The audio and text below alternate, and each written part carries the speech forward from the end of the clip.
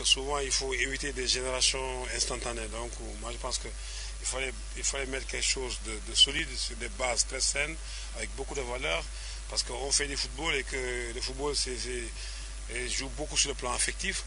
Aujourd'hui, on connaît l'importance de l'équipe nationale dans toutes les familles et chez tous les Sénégalais. Coach, pour rebondir un peu par rapport à ce que vous avez dit, si tu as toujours fait, si tu fais toujours ce que tu as fait, tu obtiendras toujours ce que tu as obtenu. Et pourtant, je vous ai entendu dire en conférence de presse qu'il faudra quand même élever le niveau. Parce que si on joue comme on joue lors des éliminatoires, ou en tout cas si on s'invite comme on a fait lors des éliminatoires, c'est pas la peine d'aller à la CAN. Ce sont vos mots que je reprends, je pense. Oui, mais parce que j'ai dit ça, parce que je sais qu'à la CAN, tout le monde va élever son niveau.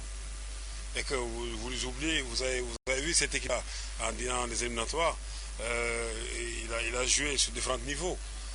Vous avez vu le match qu'on a fait contre l'île Maurice était différent que le match qu'on a vu contre la RDC, contre le Cameroun. Contre le Cameroun, vous savez, l'équipe a toujours répondu présent en ayant toujours de la réserve sur la semaine. Donc c'est pour ça que vous avez vu à chaque fois, on a toujours contrôlé nos adversaires. En gros, il y a une marge de progression. Ah oui, heureusement. Si tout était prêt aujourd'hui, j'ai dit, bon, j'aime bien le président Augustin, mais j'ai dit, président, bon, moi j'ai plus rien à faire. Parce que je sais que cette équipe-là a encore une grosse marche et que maintenant, il faut sortir au plus profond de nous-mêmes ce que nous reste maintenant pour essayer de faire une très bonne CAN. Au-delà de l'aspect jeu, on sait que voilà, il y a un groupe de talents. Sur l'aspect mental, vous en avez beaucoup parlé. Moi, je veux savoir comment vous allez galvaniser vos troupes justement par rapport à cette CAN. Vous savez, dans la reconstruction, donc il y avait un maître mot, c'était la reconstruction première partie et l'organisation. Parce qu'en football, tout est possible si seulement surtout repose sur une bonne organisation. Maintenant, on voit qu'on est bien organisé, donc tout le monde a pris les bonnes habitudes. Donc ensemble, on a mis un projet collectif, une méthode participative, et la fédération, les ministères et les joueurs. Maintenant, je pense que maintenant, il ne suffit pas seulement de bien organiser. Maintenant aussi, il faut élever ce niveau mental. Et que moi, je pense que les 3 ans que je vais rester ici, Inch'Allah, c'est de jouer beaucoup sur l'aspect mental. Parce que c'est quelque chose qui nous fait défaut. Parce que vous savez, le Sénégalais a une motivation fluctuante. Donc on calque toujours notre motivation sur les adversaires. Si chaque fois on dit qu'on joue une petite équipe, de suite on baisse notre niveau. Alors qu'il faut garder cette constance mentale, cette intensité mentale pour pouvoir, pour ne pas calquer sa motivation par rapport à l'adversaire. Mais il ne faut pas qu'on dorme sur nos lauriers et que tous les Sénégalais comprennent que ça va être difficile la CAN. J'entends souvent que c'est une poule facile. Non, c'est pas une poule facile. Il faut nous en tout cas, on ne va pas jouer les matchs. On ne va pas dire les résultats des matchs avant de l'avoir joué. On a vu en 2002 avec la France. La France, après avoir tiré le Sénégal, le Danemark, l'Uruguay, ouais, c'est une poule facile, ils vont se qualifier.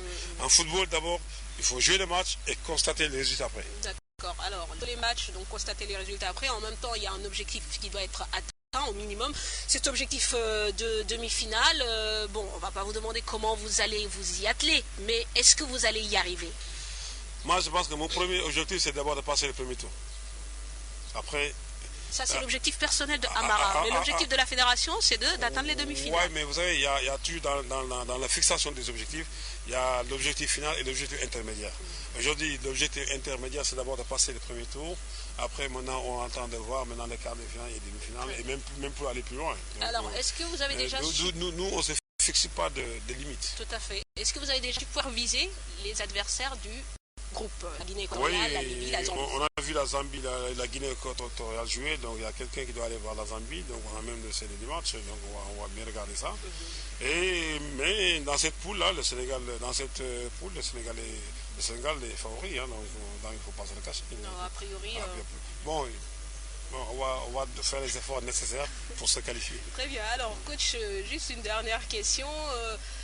On dit toujours que le dernier choix appartient à l'entraîneur, donc vous avez fait votre choix.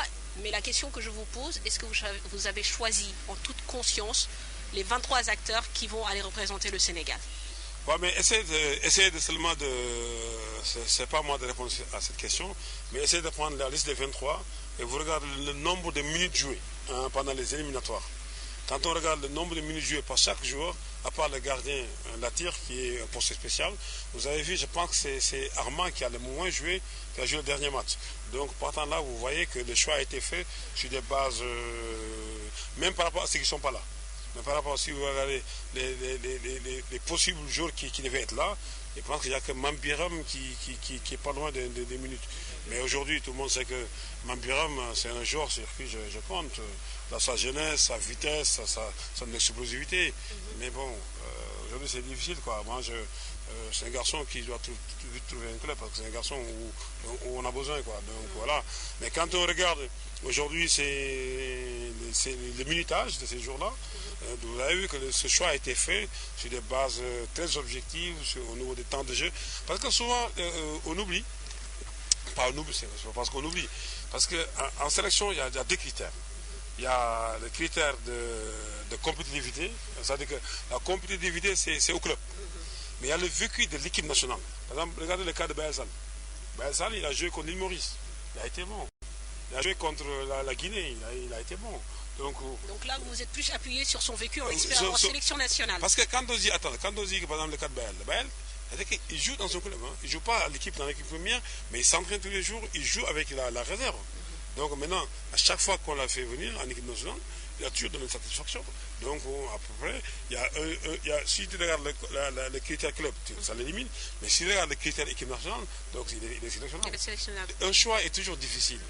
Mais vous savez, quand on fait ce genre de choix, comme j'ai dit, il y a 22 noms qui appartiennent à tous les Sénégalais. Ça ne m'appartient pas. Mais il y a deux, trois personnes qui appartiennent au choix du coach par rapport à des stratégies, par rapport à beaucoup de choses.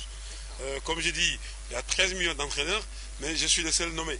Donc voilà, comme je suis le nommé, je peux choisir un ou deux quand même pour le coach. C'est voilà. votre marge de manœuvre. Alors, coach, qu'est-ce que vous avez envie de dire aux Sénégalais par rapport à cette CAN qui approche évidemment, et ce sera le dernier mot? D'abord de s'unir.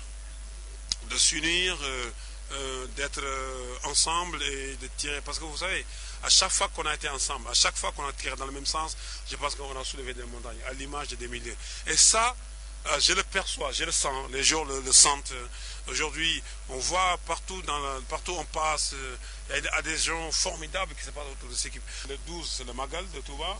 Et que dire que c'était des dates qui étaient choisies bien avant. Parce que vous savez, il y a des réglementations FIFA. La FIFA, c'est l'organisation suprême du football. Et que si ça dépendait que de nous, vraiment, on n'aimerait pas jouer le jour du Magal. Parce que bon, le jour du Magal, c'est le jour de Khadim Rassoul. Et donc vraiment, on s'excuse auprès de la communauté mouride par rapport à cette date-là, qui est une date qui est vraiment une date symbolique. Et que on leur demande qu'ils n'oublient pas dans leurs prières, et que vraiment aujourd'hui, en même temps, souhaiter au Sénégal beaucoup de paix. Parce qu'on va à la CAN et on aimerait bien arriver à la CAN quand on joue, quand on représente le Sénégal et qu'on se bat pour amener quelque chose, que notre pays reste en paix, soit en paix. Parlons foot spécial regroupement des Lions, c'est fini pour ce soir. J'espère que vous avez apprécié les images, les émotions, mais aussi l'ambiance au sein de la tanière. Merci à Ahmed Niang qui m'a accompagné durant ces 3 jours ici à Saly. Merci à vous, chers téléspectateurs, de votre fidélité.